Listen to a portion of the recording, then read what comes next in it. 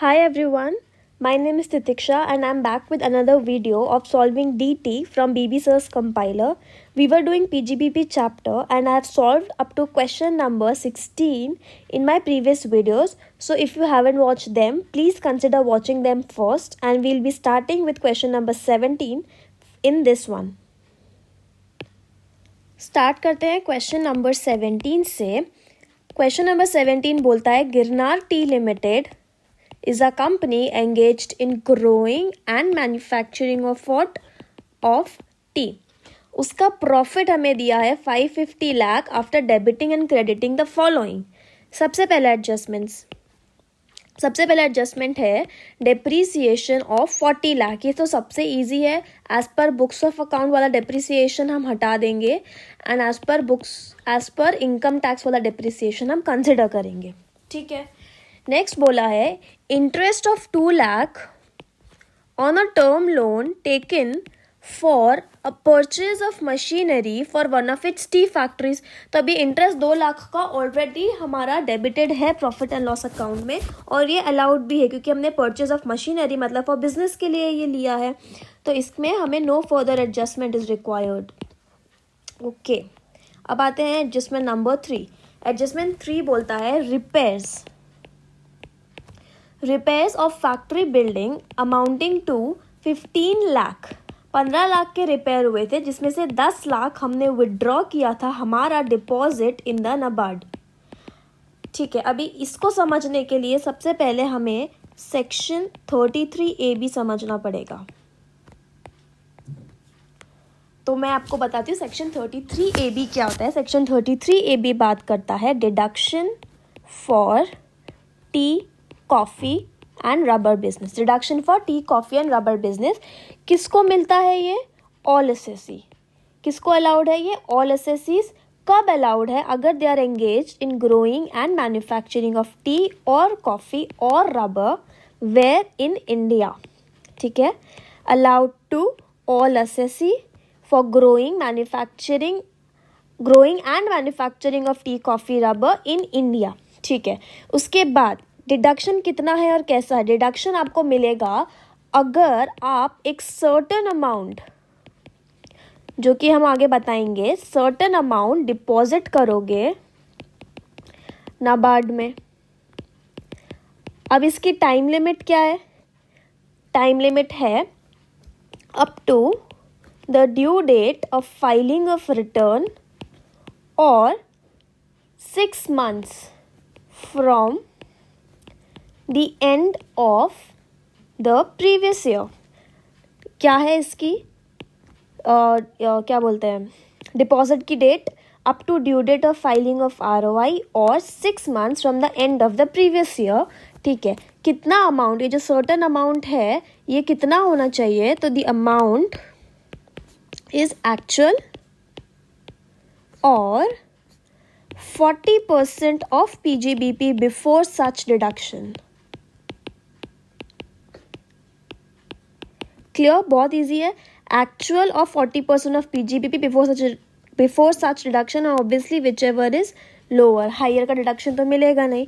Actual आपका 3 लाख है, 40% of PGBP आपका 2 लाख है, तो आपको 2 लाख का ही डिडक्शन मिलेगा provided you deposit this 2 lakh इन नबार्ड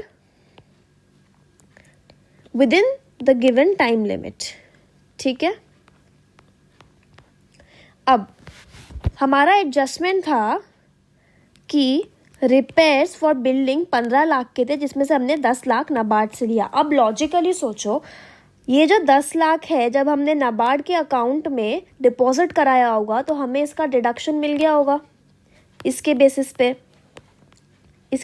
हमें इसका डिडक्शन मिल गया होगा. ठीक है. अब जब आप उसको विड्रॉ कर रहे हो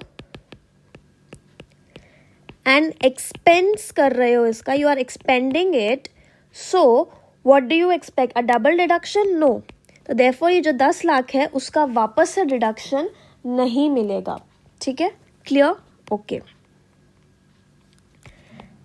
एडजस्टमेंट नंबर 4 ये बोलता है profit from sale of green tea leaves कितना है? 20 lakhs. अब profit from sale of green tea leaves क्या है? ये एग्रीकल्चर इनकम है। ये क्या है? ये एग्रीकल्चर इनकम है। और एग्रीकल्चर इनकम क्या होती है? एग्जेम्प्ट होती है। तो आपको इसका इफेक्ट हटाना पड़ेगा। इसकी इनकम को आपको टैक्सेबल नहीं करना है। इट इज़ एग्जेम्प्ट इनकम, ठीक है। उसके बाद आता है एडजस्टमेंट नंबर 5। वो बोलता है कि 5 लाख हमने खर्चा किया है stamp duty and registration charges for issue of bonus shares. पिछले वाले वीडियो में मैंने आपको बोनस शेयर्स के रिलेटेड एक केस लॉ बताया था। वो केस लॉ क्या है? अभी आप वीडियो पॉज करके मुझे कमेंट्स में बताओ। अभी बताओ कि वो बोनस शेयर्स का केस लॉ क्या था। चलो अब मैं बताती हूँ। वो है जनरल इंश्योरेंस कॉरपोरेशन लिमिटेड का केस लॉ, जो बोलता है कि बोनस शेयर्स का जो इशू होता है उससे हमारा कैपिटल एक्सपैंड नहीं होता है, ठीक है। देयरफॉर ये कैपिटल एक्सपेंडिचर नहीं, ये एक रेवेन्यू एक्सपेंडिचर है। एंड रेवेन्यू एक्सपेंडिचर के रिलेटेड सारे खर्चों का डिडक्शन हमें मिल जाता है। देयरफॉर ये जो 5 लाख का डिडक्शन है आपको मिल जाएगा। और सिंस ये ऑलरेडी डेबिटेड है तो no further adjustment is required in this case, ठीक है। इसके साथ मैंने एक और एडजस्टमेंट बताया था, एक और केस लॉ बताया था आपको लास्ट वीडियो में, जो कि रिलेट करता था राइट शेयर्स के इशू से। वो कौन सा केस लॉ है वो आप नीचे मुझे कमेंट्स में बताइए। अब हम चलते हैं एडजस्टमेंट नंबर 6 में। एडजस्टमेंट नंबर 6 बोलता है 5 lakhs written off as bad debt 5 lakh written off as bad debt in respect of a trade debt transferred from Tata T limited, ठीक है। 5 लाख राइट ऑफ किया हमने बैड डेट की तरह, जो कि ट्रांसफर हुआ था टाटा टी लिमिटेड के pursuant to a scheme of एमैल्गमेशन। मतलब हमारी कंपनी जो कि है गिरनार टी लिमिटेड और टाटा टी लिमिटेड का वो हुआ था एमैल्गमेशन हुआ था और एक नई कंपनी बनी थी जो कि है गिरनार। तो ये कंपनी को ले लेते हैं एक्स एंड टी एमैल्गमेट होके बनी गिरनार टी लिमिटेड, ठीक है। अब गिरनार टी लिमिटेड ने 5 लाख का बैड डेट राइट ऑफ किया जो कि डेट था टाटा टी लिमिटेड का। तो इसका डिडक्शन हमें मिलेगा या नहीं मिलेगा? क्वेश्चन समझ में आया? अमैल्गमेशन के बाद अगर आप पुरानी कंपनी का बैड डेट राइट ऑफ करते हो तो डिडक्शन मिलता है कि नहीं, ठीक है। इसका सोल्यूशन मैं आपको बताती हूँ। यहाँ पे बैड डेट्स के लिए हिट होता है सेक्शन नंबर 3617। बैड डेट्स के सेक्शन नंबर 3617 है, जो कि सिंपली बोलता है कि अगर आप राइट ऑफ करते हो बैड डेट को तो आपका उसको डिडक्शन मिल जाएगा, प्रोवाइडेड कि आपने पहले अर्लियर उसको अपने टोटल इनकम के कंप्यूटेशन में कंसिडर किया हो। अगर आपने पहले टोटल इनकम के कंप्यूटेशन में कंसिडर किया था और फिर बाद में राइट ऑफ कर रहे हो तो रिडक्शन मिल जाएगा। लेकिन ये जो केस है एमैल्गमेशन का, वो डील किया गया था एक केस लॉ में जो कि है टी वीरभद्र राव का केस लॉ कौन सा है? टी वीरभद्र राव का केस, जहां पे बोला है the apex court held in the case of T Virbhadra Rao that the successor of a business is entitled to write off the predecessor's debt as a bad debt and claim deduction if the other conditions are fulfilled। मतलब simply amalgamation की scheme में आप successor company bad debt को claim कर सकती है provided other conditions are fulfilled, ठीक है। एक केस लॉ कौन सा था? टी वीरभद्र राव का। ओके, ये हमारा हो गया एडजस्टमेंट नंबर 6। अब हम आते हैं एडजस्टमेंट नंबर 7 पे। एडजस्टमेंट नंबर 7 सिंपल है। 2 लाख का डिपॉजिट हमने किया है एम्प्लॉय वेलफेयर ट्रस्ट में, ठीक है। एम्प्लॉय वेलफेयर ट्रस्ट में डिपॉजिट किया है। अब यहाँ पे सेक्शन नंबर हिट हो रहा है 40A9।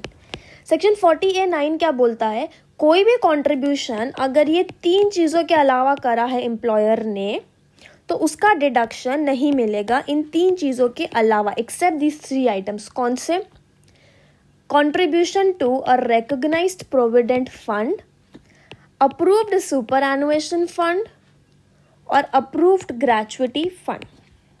अगर recognised provident fund, approved superannuation fund या अप्रूव्ड ग्रेचुइटी फंड के अलावा आपने कहीं भी अपने वो करा है डोनेशन कंट्रीब्यूशन, तो आपको डिडक्शन नहीं मिलेगा। और यहाँ पे एम्प्लॉयर ने डोनेशन किया, कंट्रीब्यूशन किया है एम्प्लॉई वेलफेयर ट्रस्ट के, तो एम्प्लॉई वेलफेयर ट्रस्ट का डिडक्शन आपको नहीं मिलेगा।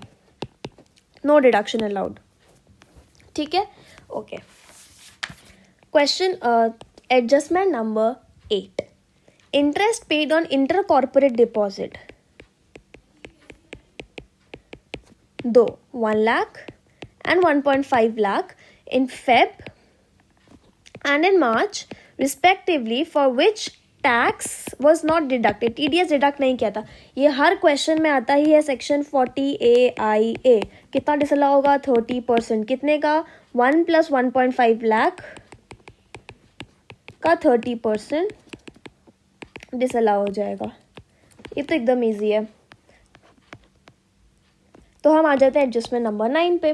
एडजस्टमेंट नंबर 9 बोलता है कि one financial institution converted arrear of 10 lakh, मतलब एक 10 लाख का अरियर था जिसको उस फाइनेंशियल इंस्टीट्यूशन ने एक न्यू लोन में रिकवर कर दिया। ये भी पहले आ चुका है, ये भी पहले के एडजस्टमेंट्स में मैं कवर करवा चुकी हूँ कि 10 लाख का लोन जो उसने पे नहीं किया था उसको एक नए लोन में उसका रिकन्स्ट्रक्ट करके एक नए लोन में रिकवर कर दिया। तो इसका डिडक्शन मिलेगा कि नहीं? अब ये पीएनएल में पूरा डेबिटेड है, बट एसएससी ने इसमें से सिर्फ 2 लाख का पेमेंट किया है। अगर एसएससी ने इसमें से 2 लाख का पेमेंट किया है तो सिर्फ उसको 2 लाख का ही डिडक्शन मिलेगा, 10 लाख का नहीं मिलेगा। तो उसने ऑलरेडी माइनस कर रखा है 10 लाख, पर हमें माइनस करवाना है सिर्फ 2 लाख। तो इसमें से हम 2 का इफेक्ट हटा के सिर्फ 8 लाख डिसअलाउ कर देंगे। 8 लाख विल बी डिसअलाउड। ठीक है। एडजस्टमेंट नंबर 10 बोलता है a sum of 200 lakh was deposited in NABARD on 15 June 2020 as per the provisions of section 33AB। 33AB में आपको एक्सप्लेन कर चुकी हूँ। एक सेकेंड। 33AB मैंने आपको ये एक्सप्लेन किया था, यहाँ पे बताया था कि अगर आप नाबार्ड में डिपॉजिट करते हो तो आपको डिडक्शन मिलता है एक्चुअल और 40% ऑफ PGBP। तो यहाँ पे हमें एक्चुअल अमाउंट गिवन है 200 लाख का, ठीक है, एंड हमें 40% of PGBP before such reduction करना है। तो जितने भी एडजस्टमेंट्स बताएं इन सब का एडजस्टमेंट करके हमारे पास PGBP आता है 52575,000। इसका 40% करेंगे, ये 200 लाख लेंगे, विच एवर इज लोअर का डिडक्शन मिल जाएगा। ठीक है, एज पर सेक्शन 33AB मैंने बहुत अच्छे से ऑलरेडी आपको बता दिया है। तो ये हो गया। नेक्स्ट बोलता है 10 लाख जो कि सेल्स टैक्स था, एसएससी ने क्या किया, इंस्टेड ऑफ पेइंग इट उसकी बैंक गारंटी फर्निश कर दिया, उसको क्लेम कर लिया। ठीक है। अच्छा, क्वेश्चन में ये एडिशनल एडजस्टमेंट्स में दिया है, मतलब इसका कोई भी अभी तक इम्पैक्ट नहीं है। इम्पैक्ट अगर देना है तो हमें देना पड़ेगा।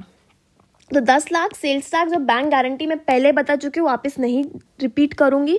बैंक गारंटी 43B में नहीं मानता है। 43B actual outflow of cash मांगता है, बैंक गारंटी नहीं चलेगा, तो 10 लाख का डिडक्शन नहीं मिलेगा। एंड सिंस ये एडिशनल एडजस्टमेंट है तो ऑलरेडी कोई एडजस्टमेंट नहीं हो रखा है, तो अभी वापस से कोई नो फर्दर एडजस्टमेंट।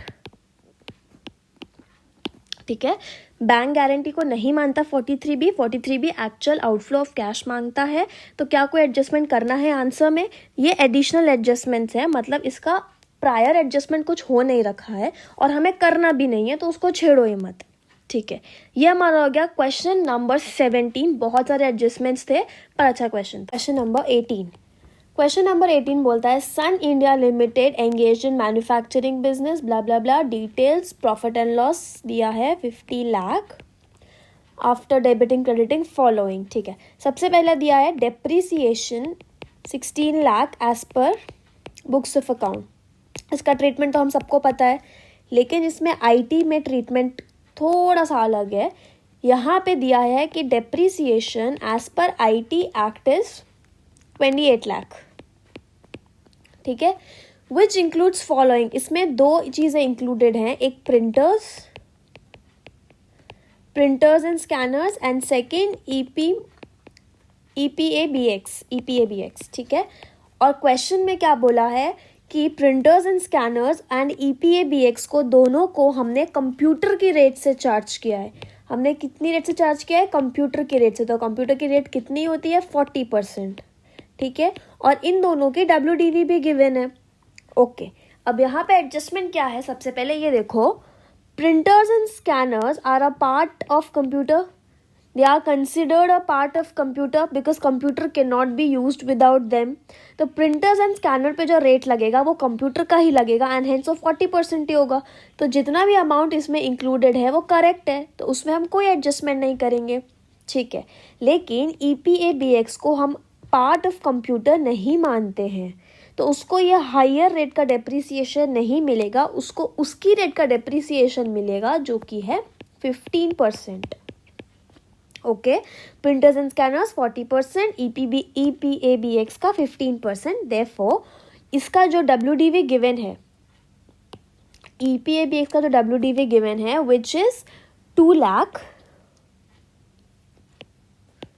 तो 2 लाख में से हमें 40% का इफेक्ट हटाना पड़ेगा एंड 2 लाख के 15% का इफेक्ट देना पड़ेगा, तो हमारा ये फिगर करेक्ट फिगर आएगा। इसमें ये वाला एडजस्टमेंट करना है।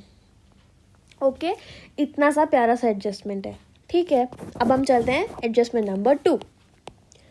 एडजस्टमेंट नंबर 2 बोलता है it incurred 2,50,000 which is 2.5 lakh as expenditure for public issue of shares. The public issue could not be materialized on account of non-clearance by SEBI, and this 2.5 lakh is charged in P&L account. 2.5 lakh public issue of shares के लिए था, लेकिन वो materialise नहीं हो पाया, लेकिन charge कर दिया है P&L अकाउंट में। तो क्या करना है अब? We know that public issue of shares के लिए जो भी एक्सपेंडिचर होता है it is a capital expenditure. Easy क्यों? वही लॉजिक, क्योंकि इससे कैपिटल बढ़ता है तो कैपिटल एक्सपेंडिचर। यहाँ पे मैं एक चीज़ बताती हूँ, ordinary normal issue of shares, right issue of shares या बोनस। ठीक है, ये दोनों कैपिटल एक्सपेंडिचर है एंड बोनस रेवेन्यू एक्सपेंडिचर है। ये बहुत बार बहुत जगह आया है। ठीक है, तो ये जो 2.5 लाख का है ये कैपिटल एक्सपेंडिचर है एंड ये एक्सपेंडिचर हुआ है। It has actually been incurred irrespective of the fact that it could not be materialised. ठीक है, तो share issue expense incurred by company capital expenditure है, even though it could not go for public issue on account of non-clearance of SEBI, though the efforts were aborted. क्या words use किए? Though the efforts were aborted, the fact remains that the expenditure incurred was only for the purpose of expansion of the capital base. क्योंकि efforts abort हो गए थे और actual में आपका capital नहीं बढ़ा है, you cannot say कि अब ये revenue expenditure है and हम इसको P&L में charge कर लेंगे. This is wrong. Though the efforts were aborted, the fact remains that this was incurred for capital expansion only and hence ये P&L में debit नहीं हो सकता क्योंकि ये capital expenditure है। ये बहुत अच्छा एडजस्टमेंट है। ठीक है, नेक्स्ट आते हैं एडजस्टमेंट नंबर 3। एडजस्टमेंट नंबर 3 है it incurred 2 lakh towards issue of debentures। ठीक है, the amount has been capitalised in book. इसको कैपिटलाइज किया है बुक में। अब यहाँ पे बहुत सारे बच्चे कंफ्यूज हो जाएंगे कि इशू ऑफ डिबेंचर है तो हमारा कैपिटल एक्सपेंडिचर है, हेंस ये करेक्ट है। लेकिन इशू ऑफ डिबेंचर, डिबेंचर किसके फॉर्म में होता है? Debenture is in a form of loan. तो देयरफॉर उसको हम अपना कैपिटल कंसिडर नहीं करते हैं, इसलिए जो भी पैसा डिबेंचर से रिलेटेड होता है वो कैपिटल नहीं होके वो रेवेन्यू होता है। Is it clear to you? Debenture loan के फॉर्म में होता है, hence it is not a capital expenditure, it is a revenue expenditure. ठीक है, तो ये 2 लाख को हमें P&L में डेबिट करना पड़ेगा क्योंकि हमने अभी तक नहीं किया है, since we have capitalised which is not the correct treatment. Okay, adjustment number 4। Adjustment number 4 बोलता है the company paid 1 lakh towards compounding fee for violation in pollution control, this has been charge as revenue expenditure. हमने 1 lakh compounding fees की तरह पे किया for violation. सबसे पहले मुझे ये बताओ, पेनल्टी का डिडक्शन अलाउड होता है? मैंने आपको एक छोटू सा चार्ट बताया था जहाँ पे मैंने बोला था breach of law and breach of contract.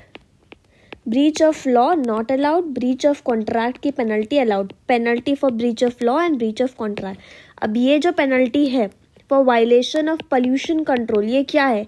ये ब्रीच ऑफ लॉ है, hence it is clearly not allowed. लेकिन क्वेश्चन में कंपाउंडिंग दिया है, उससे कोई फर्क नहीं पड़ता। merely changing the term, merely calling it as compounding does not tells us that it is not a penalty. It is in the nature of penalty and therefore it is not allowed. तो इसका P&L से effect हटाना पड़ेगा। ठीक है, ये था adjustment 4। अब है एडजस्टमेंट नंबर 5। 5 क्या बोलता है?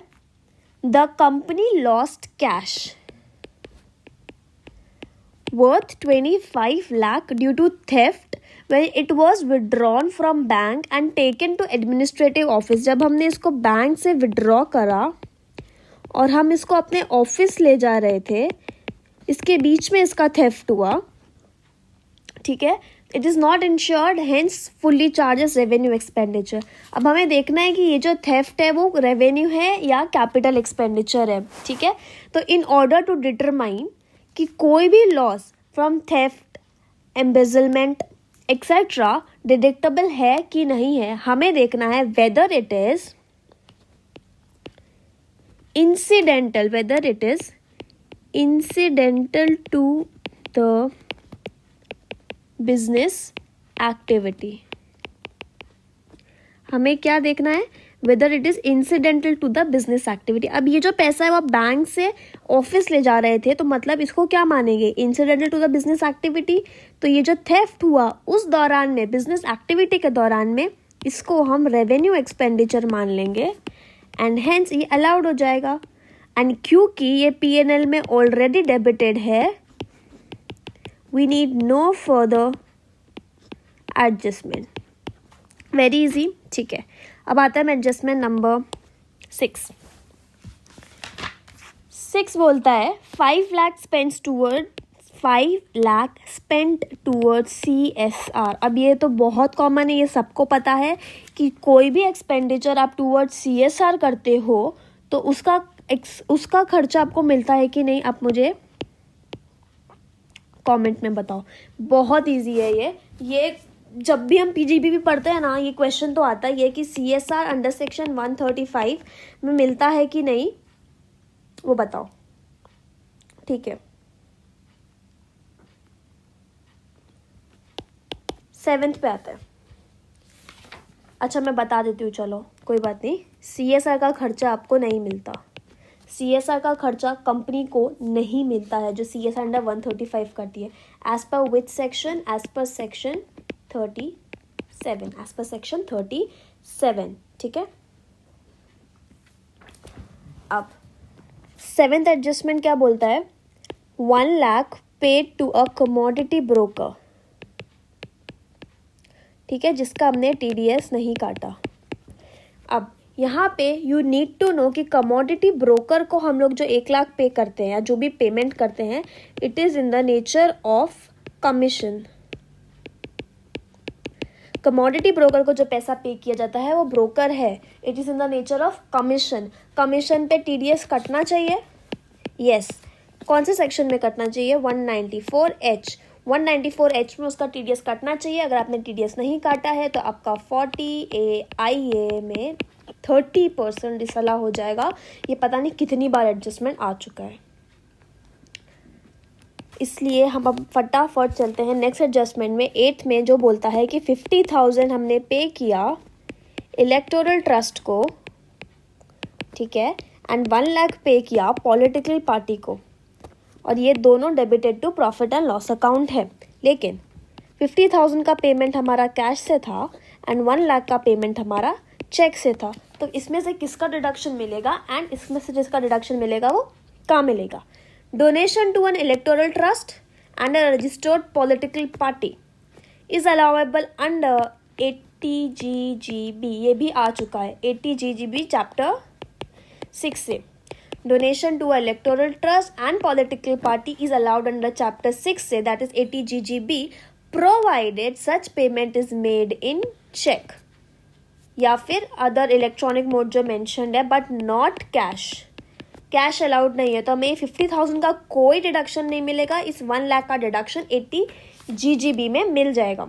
इसलिए PNL में, ये आपका PNL अकाउंट है, इसमें आप 1,50,000 को ऐड बैक करोगे सब कुछ निकालने के बाद। फिर चैप्टर 6A में 80GGB में 1 लाख का डिडक्शन दे दोगे। Is it clear?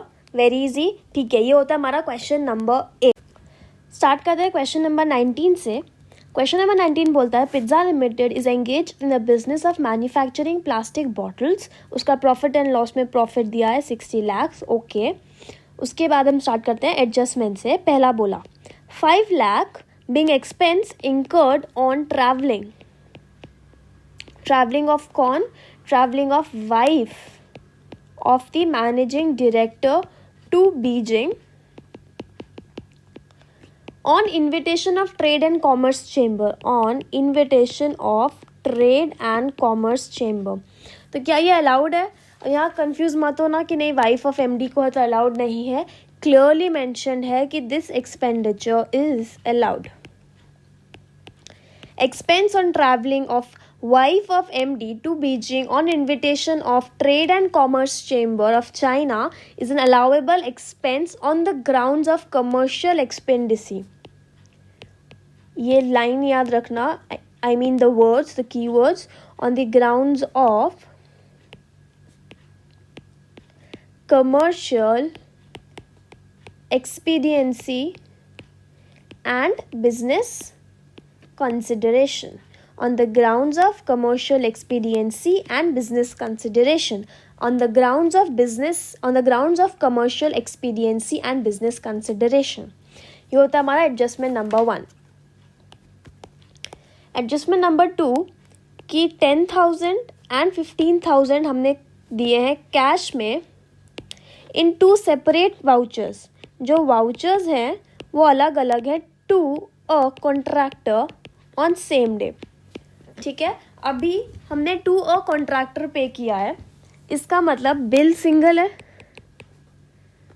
1 बिल, ठीक है, पर्सन भी 1 है। तो अगर एक्सीडिंग 10,000 इन कैश है तो डिसअलाउ हो जाएगा। ये वाला जो सेक्शन है वो सबको पता होता है, लिटरली सबको। कौन सा सेक्शन है ये? Section number 40A3।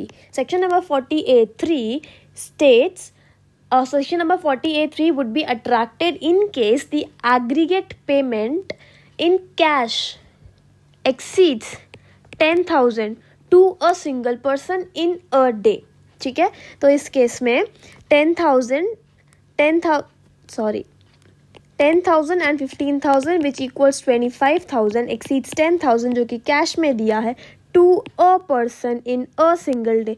वाउचर्स अलग हैं, उससे कोई मतलब नहीं है, एक ही कॉन्ट्रैक्टर को दिया है।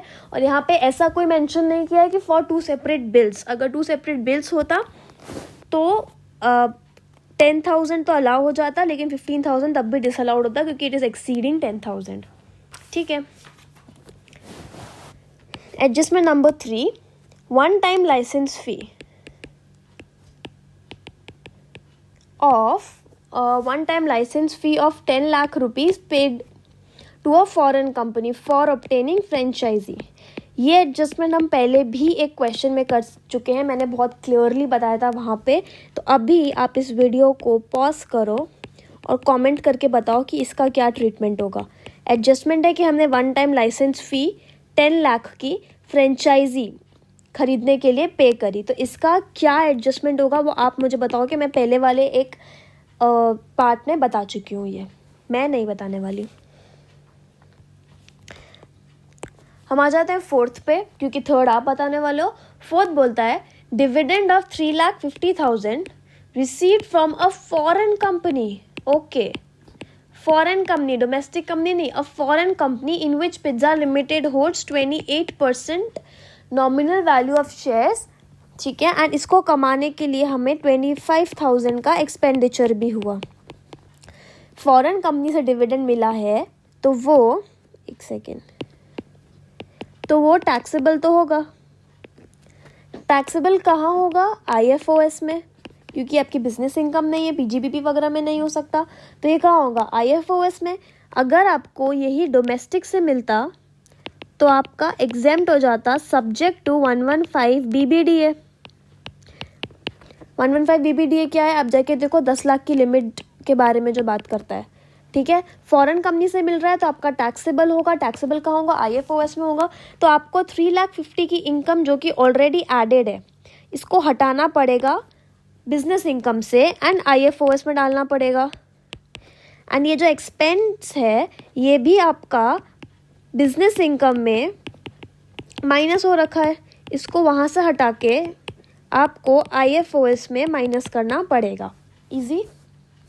ठीक है. एडजस्टमेंट नंबर 5 बोलता है 5 लाख एंड 1,50,000.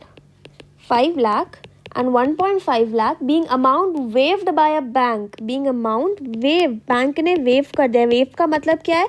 कि बैंक बोल रहा है कि अब आप इसका पेमेंट हमें मत करो. ये जो लोन लिया है आपने 5 लाख और 1.5 लाख, इसका पेमेंट अब आप हमें मत करो, हमने आपको वेव कर दिया है. ठीक है, और ये जो लोन लिया था वो किसके लिए लिया था? This loan was for working capital. ये क्वेश्चन में दे रखा है, वर्किंग कैपिटल रिक्वायरमेंट्स के लिए था. तो यहाँ पे ये एडजस्टमेंट पहली बार आ रहा है. ये क्या बोलता है? एक सेकेंड.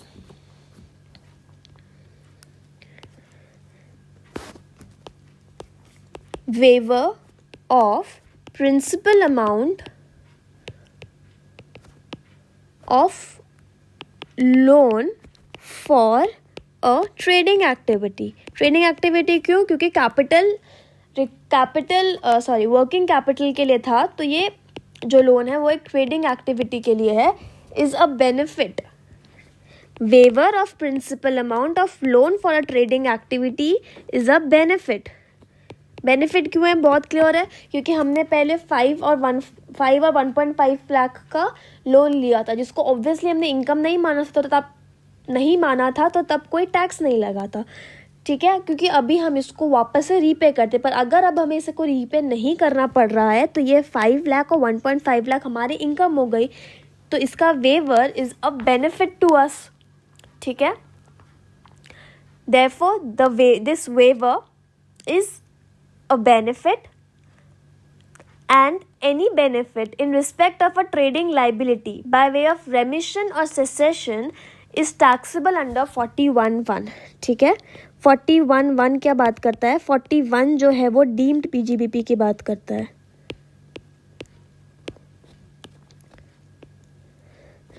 ठीक है, तो 41(1) के अंडर दिया है कि अगर कोई ट्रेडिंग लाइबिलिटी है, ट्रेडिंग लाइबिलिटी यहाँ ध्यान रखना, ट्रेडिंग यहाँ पे वर्किंग कैपिटल के लिए लोन है, तो we are assuming it is a trading activity, it is a trading liability. उसका अगर कोई रेमिशन या सेसेशन होता है तो वो बेनिफिट माना जाता है and it is taxable as per section which? Section 41(1). ठीक है, ओके. ये अच्छा एडजस्टमेंट था, इसको स्टार मार्क कर लेना आपके बुक में. ठीक है, अब आते हैं एडजस्टमेंट नंबर नेक्स्ट आता है एडजस्टमेंट नंबर 6. एडजस्टमेंट नंबर 6 बोलता है कि प्रोविजन फॉर ग्रेचुइटी 5 लाख का था, लेकिन एक्चुअल पेमेंट 1.5 लाख का है. ठीक है, तो हमें इसका एडजस्टमेंट बताना है. यहाँ पे सेक्शन कौन सा हिट हो रहा है? सेक्शन बहुत क्लियरली हिट हो रहा है 40A7. सेक्शन 40A7 बोलता है क्लियरली कि provision for gratuity is not allowed. Provision for gratuity is not allowed, only payment. तो अलाउड क्या है? Only payment to approved gratuity fund और प्रोविजन फॉर ग्रेचुइटी, और वो provision for gratuity which is payable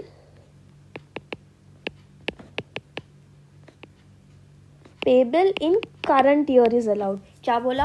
40A7 clearly states that provision for gratuity is not allowed, only that provision is allowed which is payable in the current year, or payment to actual gratuity fund is allowed. वापस, provision for gratuity not allowed, what is allowed is payment to actual gratuity fund, or provision which is payable in the current year is allowed as deduction. Hence इसमें 5 लाख का deduction नहीं मिलेगा, 1.5 लाख का deduction मिल जाएगा. Okay, ठीक है. अब आते हैं एडजस्टमेंट 7 पे. 7 बोलता है opening and closing stock. Opening and closing stock of the year is 18 lakh and 18,72,000 respectively. ठीक है, and this is undervalued by 10%. Okay, opening और क्लोजिंग दोनों ही अंडरवैल्यूड है 10% से, विच क्लियरली मीन्स कि इनका डिफरेंस विच इज 72,000 भी अंडरवैल्यू होगा 10% से. ठीक है, अगर ओपनिंग और क्लोजिंग स्टॉक अंडरवैल्यूड है मतलब आपका ग्रॉस प्रॉफिट अंडरस्टेटेड है, तो आपको ग्रॉस प्रॉफिट बढ़ाना पड़ेगा. ठीक है, तो ये कैसे आएगा? 72,000. अज्यूम करो कि आपके ट्रेडिंग में सिर्फ ओपनिंग और क्लोजिंग स्टॉक है, बाकी सब जीरो है. अगर बाकी सब जीरो है तो आपका ग्रॉस प्रॉफिट 72,000 होता है. हाँ, 72,000 आपका क्या है? अज्यूमिंग कि यही ग्रॉस प्रॉफिट है, ये फुल तो नहीं है, ये आपका 90% है. अगर 72,000 90% है तो 10% ऑफ इट कितना होगा? It is 8,000. ठीक है, तो ये 8,000 हमें वापस से ऐड बैक करना पड़ेगा to our P&L account to get the correct profit amount. ठीक है, तो ये था एडजस्टमेंट नंबर 7. एडजस्टमेंट नंबर 8, एक सेकेंड. हाँ, एडजस्टमेंट नंबर 8 बोलता है प्रोविजन फॉर ऑडिट फीस के लिए प्रोविजन बनाया हमने 1 लाख का, was made in the books for the year 31/3/19. मतलब 2018-19 में हमने ये प्रोविजन बनाया था, जिसका हमने TDS डिडक्ट नहीं किया था. एक सेकेंड, जिसका हमने TDS डिडक्ट नहीं किया था. Such fees was paid to the auditor in September after deducting tax under section 194J and tax was also deposited. लेकिन 2019-20 में हमने उसका TDS पे डिडक्ट कर लिया और उसको डिपॉजिट भी कर दिया. तो इसका क्या ट्रीटमेंट होगा? ये एडिशनल एडजस्टमेंट्स में गिवन है, मतलब इसका हमें एक्चुअल एडजस्टमेंट करना पड़ेगा. अब सिंस हमने तब TDS डिडक्ट नहीं किया था तो हमें 30% डिसअलाउ हो गया था. ठीक है, तब 30% डिसअलाउ हो गया था. एंड सेक्शन 40A स्टेट्स कि जिस साल में आप TDS डिडक्ट करके डिपॉजिट कर दोगे आपको तब मिल जाएगा उसका डिडक्शन. तो 1920 में वो जो 30% है उसका डिडक्शन हमें दे देना है, क्योंकि पहले हमने डिसअलाउ कर दिया था, तो अब उसका डिडक्शन मिल जाएगा section 40A. Section 40A almost सारे क्वेश्चंस में आया है, तो इसको तो रट लेना अच्छे से. ठीक है, एडजस्टमेंट 9 बोलता है during the year company purchase 5,000 shares of RK private limited at 20 per share, जबकि उसकी फेयर मार्केट वैल्यू थी 40 पर शेयर. यहाँ पे कौन सा सेक्शन हिट होगा? यहाँ पे सेक्शन जो हिट होने वाला है वो है 56 to 10. सेक्शन 56 to 10 यहाँ पे हिट होगा. सेक्शन 56 to 10 कहाँ पे आता है? IFOS में. सेक्शन 56(2)(10) अब क्यों हिट हो रहा है? Because here the company is purchasing shares for इनएडिक्वेट consideration, ठीक है। तो एज पर सेक्शन 56(2)(10) जो कि गिफ्ट की बात करता है, नो कंसिडरेशन या इनएडिक्वेट कंसिडरेशन, तो यहाँ पे इनएडिक्वेट कंसिडरेशन का केस है। तो यहाँ पे अगर इनका डिफरेंस मोर देन 50,000 है, 50,000 की लिमिट सेक्शन में गिवन है, तो ये पूरा टैक्सेबल हो जाएगा, ठीक है। तो हम देखते हैं 5,000 शेयर्स हैं, 40 के होने चाहिए थे, हमने 20 ही पे किया, मतलब 20 का हमें बेनिफिट हुआ। तो हमें बेनिफिट कितने का हुआ? टोटल 1 लाख रुपीज़ का। यहाँ 20 का बेनिफिट हुआ, टोटल 1 लाख रुपीज़ का हुआ, which is exceeding 50,000 and therefore 1 lakh is taxable. Section 56(2)(10, ठीक है। यहाँ पे ये थ्रेशोल्ड लिमिट याद रखना। अब ये कैसा है, 50,000 का बेसिक एग्जाम्पशन नहीं है, 50,000 क्रॉस हो गया तो पूरे 1 लाख पे आपको टैक्स लग जाएगा। ये था हमारा 9th एडजस्टमेंट। इसके बाद एक एडजस्टमेंट है लास्ट 10th। ये क्या बोलता है? A debt of 8 lakh was claimed as bad debt, जिसमें से एओ ने सिर्फ 4 लाख अलाउ किया इन द ईयर 2018-19। 8 लाख में से एओ ने सिर्फ 4 लाख अलाउ किया, लेकिन अब 1920 में क्या हुआ? 3 लाख की रिकवरी हुई, ठीक है। 3 लाख की ही रिकवरी हुई and we are considering it as the ultimate recovery, ठीक है। तो देखो 8 लाख का डेट था, 4 लाख का तो हमें अलाउ कर दिया, तो 4 लाख का इनकम आना चाहिए था, लेकिन अल्टीमेट रिकवरी हमारी हुई 3 लाख की, तो ये 1 लाख और बैड डेट हो गया। अब ये जो 1 लाख है इसका भी आपको डिडक्शन मिल जाएगा, ठीक है। अगर इसके वर्डिंग्स देखें तो इसके वर्डिंग्स क्या बोलते हैं? डिफरेंस बिटवीन इसके वर्डिंग्स बोलते हैं in a case where the debt is ultimately recovered, when a debt ultimately recovered, which is 3 lakh in our case, is less than the difference between the amount of debt, which is this, and the bad debt allowed, which is this। मतलब ये अगर 4 लाख से कम है, जो कि है, तो इनका जो डिफरेंस होगा वो हमें अलाउड हो जाएगा एज डिडक्शन, ठीक है। तो यहाँ पे 1 लाख आपको डिडक्शन की तरह अलाउ हो जाएगा। ये हो गया आपका क्वेश्चन। ये थे हमारे क्वेश्चन नंबर 17, 18 एंड 19। वीडियो थोड़ा लंबा हो गया है क्योंकि तीनों क्वेश्चन से बहुत सारे एडजस्टमेंट्स थे, पर मैंने पूरी कोशिश करी है कि मैं आपको सारे एडजस्टमेंट्स क्लियरली समझाऊं अलॉन्ग विद उनके सेक्शन नंबर्स, और आपको याद भी कराऊं रिपीट करके। Thanks for watching guys. If you like this video, please give it a thumbs up, share, comment and subscribe to my channel. Bye.